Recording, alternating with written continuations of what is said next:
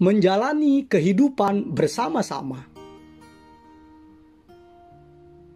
Shalom mitra produktif, masih bersama dengan saya Pastor Tommy Ringo di Tahta Daud Channel dan Podcast Produktif dalam program 50 episode kehidupan yang dikendalikan oleh tujuan yang alkitabiah.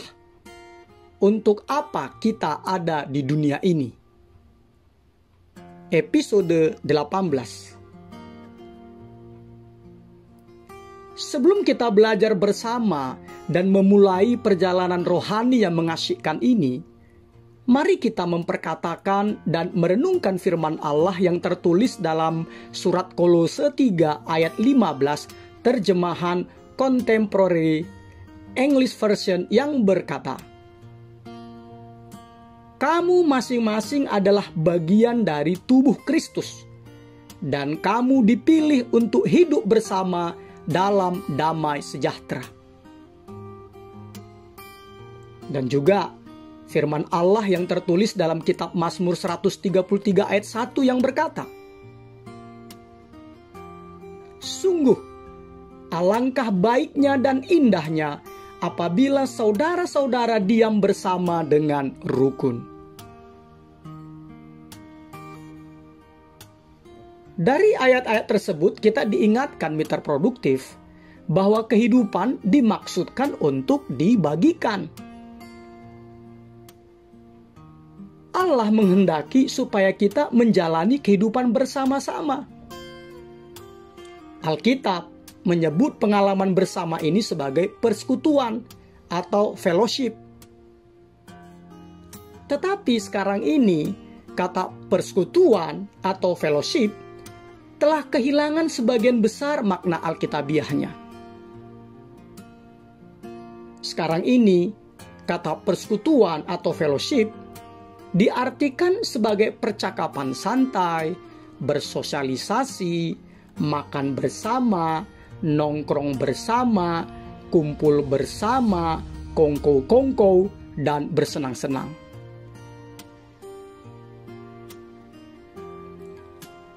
Persekutuan atau fellowship yang sebenarnya jauh lebih dari sekedar muncul dalam kebaktian-kebaktian. Persekutuan yang sesungguhnya adalah menjalani kehidupan bersama-sama, termasuk mengasihi tanpa mementingkan diri sendiri, berbagi pengalaman dengan jujur, melayani secara praktis, memberi dengan berkorban, menghibur dengan penuh simpati, dan semua perintah saling lainnya yang terdapat di dalam Perjanjian Baru.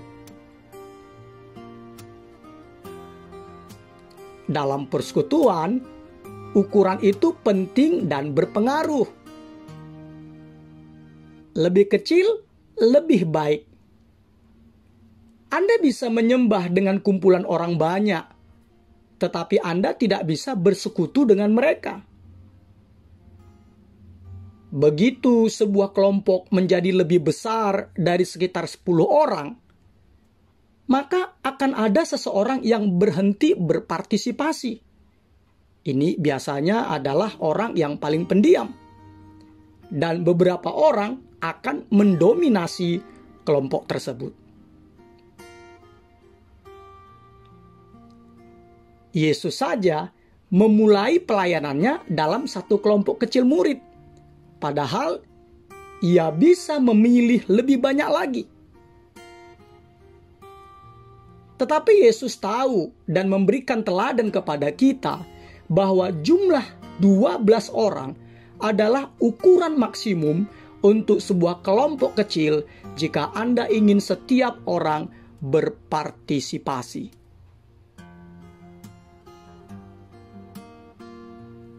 Sama seperti tubuh Anda, tubuh Kristus juga adalah sekumpulan sel-sel kecil.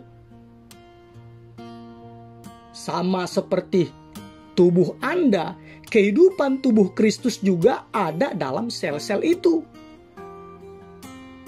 Karena itu, setiap orang Kristen perlu terlibat dalam kelompok kecil di gerejanya. Entah itu persekutuan rumah, komsel, komunitas sel, atau PA, pendalaman Alkitab, atau KTB, kelompok tumbuh bersama, atau KOIN, Community of Influence, yang ada di GBI Tahta Daud. Disinilah komunitas persekutuan yang sesungguhnya terjadi, bukan di dalam perkumpulan besar. Jika Anda menganggap gereja adalah seperti sebuah kapal besar, maka kelompok-kelompok kecil itu adalah seperti sekoci-sekoci penyelamat yang melekat di kapal besar tersebut. Mitra produktif, Allah telah membuat janji yang luar biasa tentang kelompok-kelompok kecil yang percaya. Ia berfirman dalam Injil Matius 18 ayat 20. Sebab di mana 2 atau 3 orang berkumpul dalam namaku, di situ aku ada di tengah-tengah mereka. Sayangnya, berada dalam kelompok kecil sekalipun tidak menjamin bahwa Anda akan mengalami persekutuan yang sebenarnya. Banyak komsel atau kelompok kecil lainnya terjebak dalam kedangkalan dan tidak memiliki petunjuk tentang bagaimana sebenarnya mengalami persekutuan yang sejati. Mitra produktif, apakah perbedaan antara persekutuan yang sejati dengan yang palsu? Pertama, dalam persekutuan yang sejati, anggotanya mengalami sesuatu yang autentik, yaitu apa adanya, asli, dan dapat dipercaya.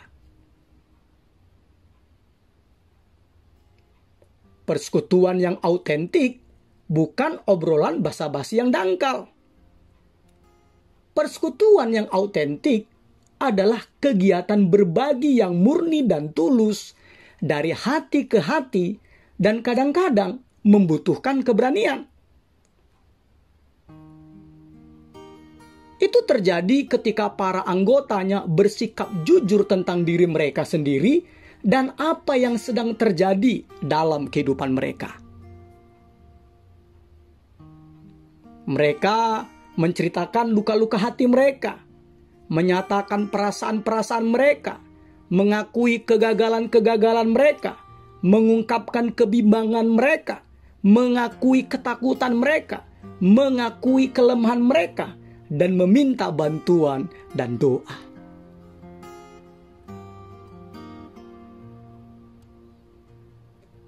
Autentisitas adalah kebalikan dari apa yang Anda temukan di dalam beberapa gereja. Bukannya suasana yang penuh kejujuran dan kerendahan hati. Yang ada justru kepura-puraan, sandiwara, permainan politik, dan sopan santun yang palsu dengan percakapan yang dangkal. Orang-orang memakai topeng, kedok, menggunakan tameng, dan bergaya seolah-olah semuanya baik-baik saja dalam kehidupan mereka. Sikap-sikap seperti itulah yang mematikan persekutuan sejati.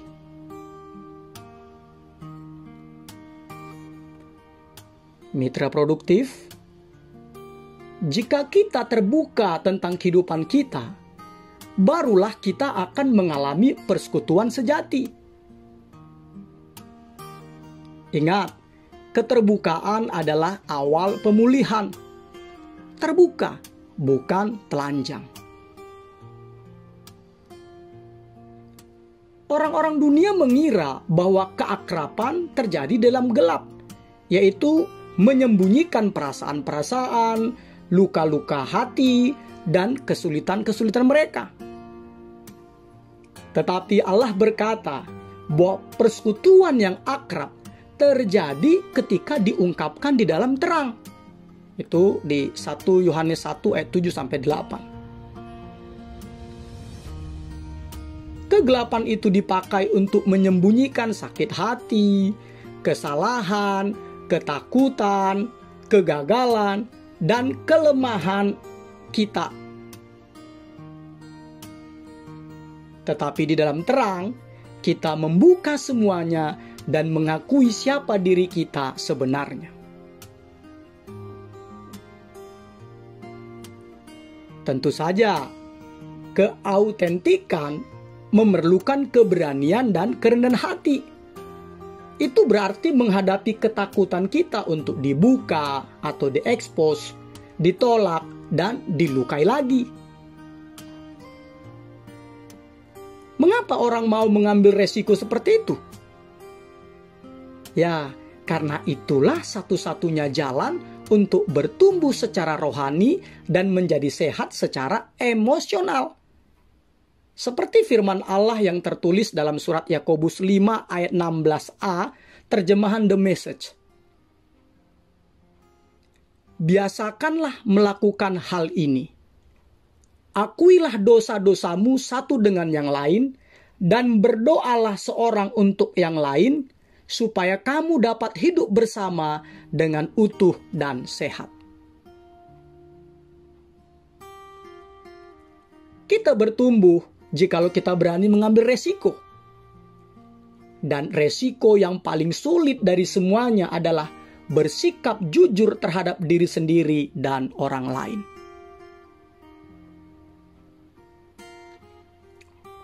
Persekutuan yang autentik terjadi ketika orang-orang bersikap jujur mengenai siapa mereka dan apa yang sedang terjadi dalam kehidupan mereka. Kedua,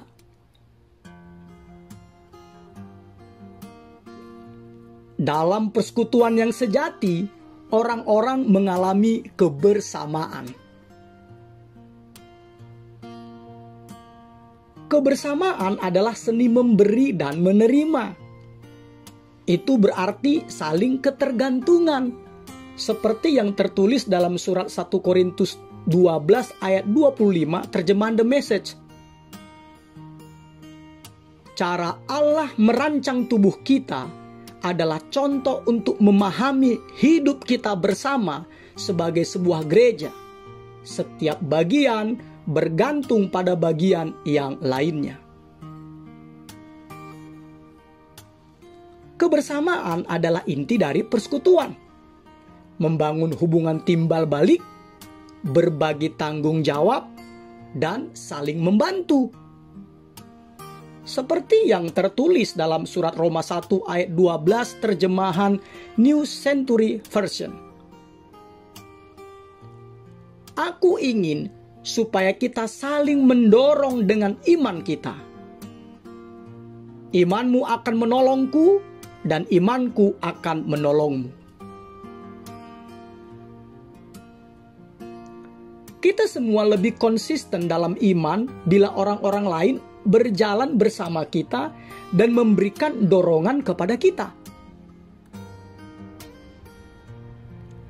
Firman Allah memerintahkan kita untuk saling bertanggung jawab, saling menguatkan, saling melayani, dan saling menghormati. Roma 12 ayat 9-10. Seperti di episode sebelumnya sudah saya sebutkan bahwa di dalam Alkitab Perjanjian Baru itu terdapat lebih dari 50 kali kita diperintahkan untuk saling melakukan berbagai tugas yang berbeda dan melakukan terhadap satu dengan yang lainnya. Seperti yang tertulis dalam surat Roma 14 ayat 19. Sebab itu, marilah kita mengejar apa yang mendatangkan damai sejahtera dan yang berguna untuk saling membangun.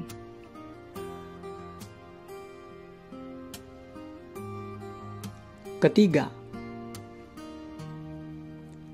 dalam persekutuan yang sejati, orang-orang mengalami simpati. Simpati bukanlah memberikan nasihat atau menawarkan bantuan cepat yang bersifat menutupi cacat, celah, atau kelemahan. Simpati adalah rasa kasih. Simpati adalah rasa kasih, masuk, dan turut merasakan perasaan atau beban orang lain. simpati memenuhi dua kebutuhan dasar manusia. Kebutuhan untuk dimengerti dan kebutuhan agar perasaan-perasaan Anda diterima. Setiap kali Anda memahami dan menerima perasaan-perasaan seseorang, sesungguhnya Anda sedang membangun persekutuan. Ketika Anda memusatkan pikiran kepada diri sendiri atau mengasihani diri sendiri, maka hal itu akan mengeringkan simpati Anda kepada orang lain.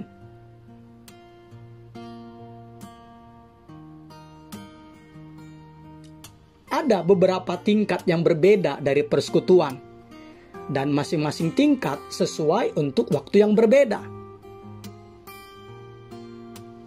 Tingkat persekutuan yang paling sederhana adalah persekutuan untuk berbagi pengalaman dan persekutuan untuk belajar firman Allah bersama-sama. Tingkat yang lebih dalam adalah persekutuan untuk melayani. Seperti ketika kita melayani bersama-sama dalam perjalanan misi atau proyek kasih, seperti program #GoPeduli yang ada di GBI Tahta Daud. Tingkat yang paling dalam dan yang paling kuat adalah persekutuan dalam penderitaan. Filipi 3 ayat 10, Ibrani 10 ayat 32-34.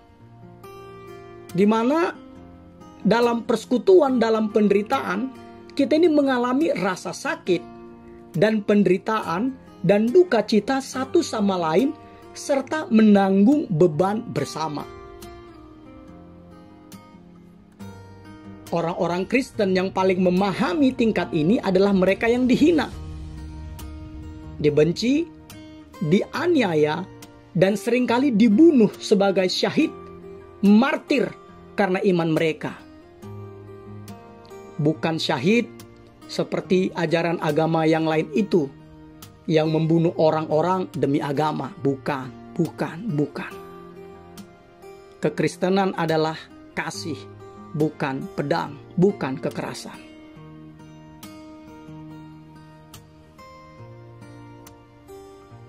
Firman Allah berkata dalam surat Galatia 6 ayat 2, bertolong-tolonganlah menanggung bebanmu, demikianlah kamu memenuhi hukum Kristus. Pada masa-masa krisis, susah, sedih, bimbang, dan berduka cita yang dalamlah kita paling membutuhkan dukungan.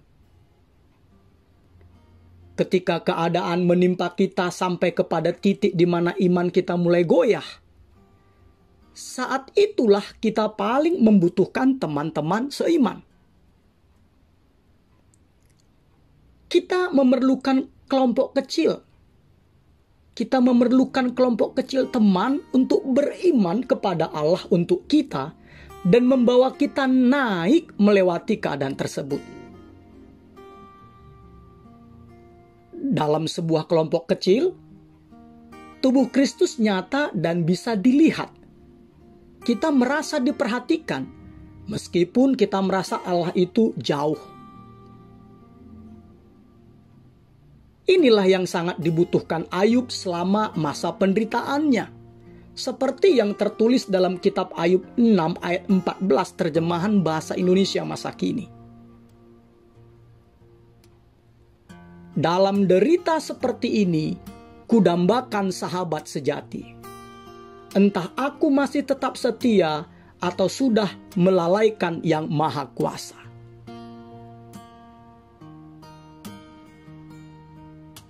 Keempat, dalam persekutuan yang sejati, orang-orang mendapatkan belas kasihan. Persekutuan adalah tempat anugerah, tempat kasih karunia, di mana kesalahan tidak diungkit-ungkit tetapi dihapuskan. Persekutuan terjadi ketika belas kasihan menang atas keadilan.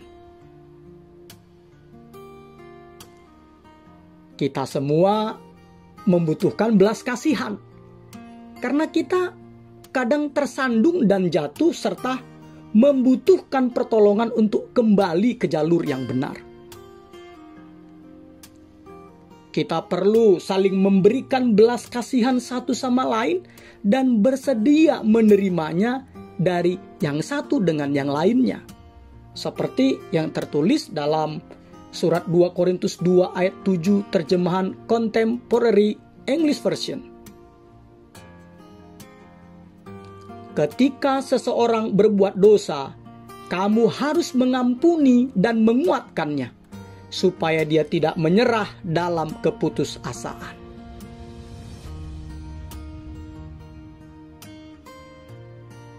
Anda tidak bisa memiliki persekutuan tanpa pengampunan, karena kepahitan dan kemarahan, kebencian dan dendam selalu menghancurkan persekutuan. Mitra produktif, karena kita adalah orang-orang berdosa dan yang tak sempurna, kita pasti akan saling melukai bila kita bersama-sama untuk waktu yang cukup lama. Kadang-kadang kita saling melukai. Saling lagi ya. Kadang-kadang kita saling melukai dengan sengaja dan kadang-kadang tidak sengaja. Tetapi sengaja atau tidak, dibutuhkan banyak belas kasihan dan anugerah untuk membangun dan menjaga persekutuan, seperti yang tertulis dalam surat Kolose 3 ayat 13-14. Sabarlah kamu seorang terhadap yang lain, dan ampunilah seorang akan yang lain apabila yang seorang menaruh dendam terhadap yang lain. Sama seperti Tuhan telah mengampuni kamu, kamu perbuat jugalah demikian. Dan di atas semuanya itu, kenakanlah kasih sebagai pengikat yang mempersatukan dan menyempurnakan.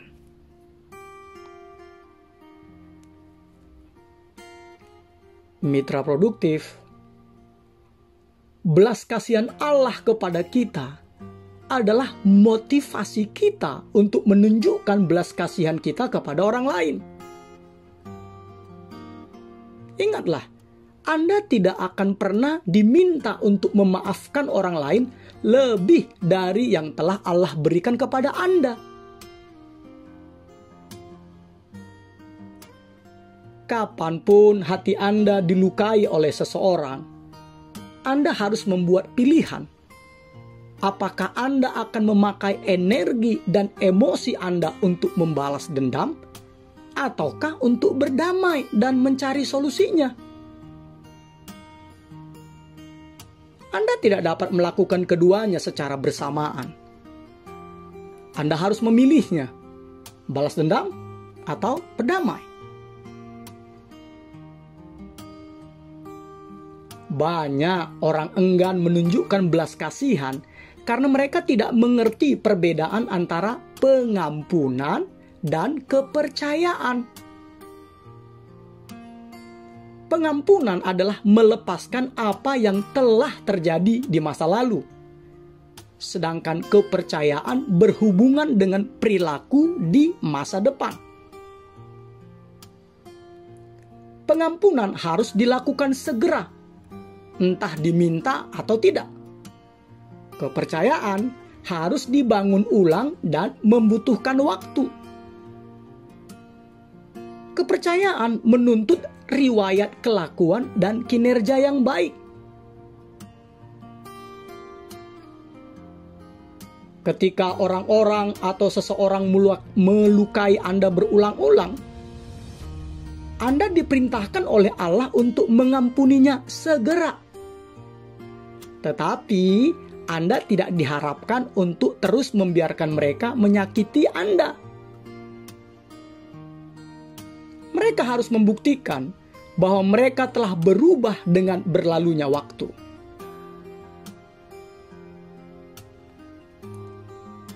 Tempat yang terbaik untuk memulihkan rasa percaya adalah di dalam dan dengan dukungan kelompok kecil yang memberikan dorongan dan pertanggungjawaban.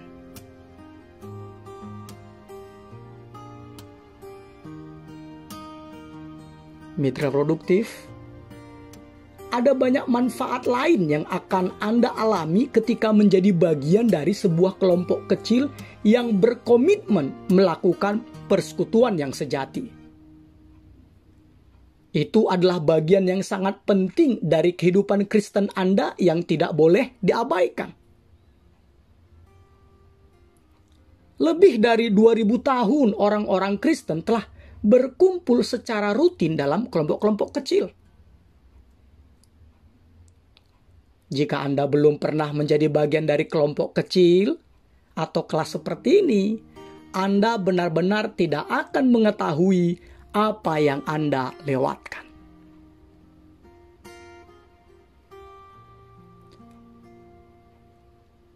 Dalam episode berikutnya, kita akan melihat apa yang diperlukan untuk membangun komunitas seperti ini dengan orang percaya lainnya.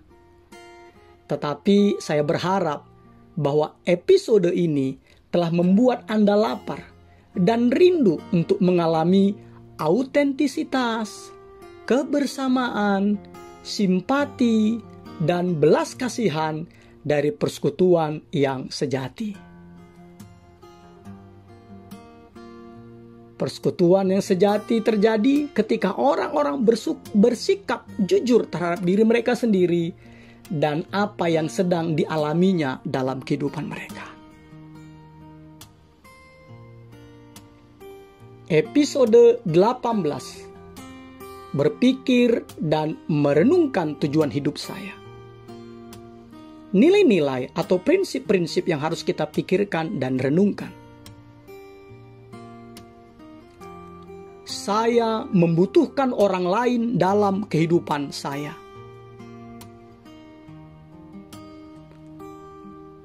Ayat untuk diingat, Galatia 6 ayat 2. Bertolong-tolonganlah menanggung bebanmu.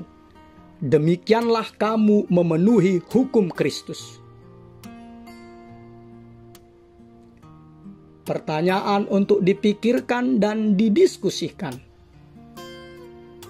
Langkah apakah yang akan saya ambil? Saya ulang lagi ya. Langkah apakah yang saya akan ambil hari ini supaya saya terhubung dengan orang percaya lainnya pada tingkat yang lebih murni, tulus, dan dari hati ke hati. Immanuel, Allah menyertai kita mitra produktif. Amin.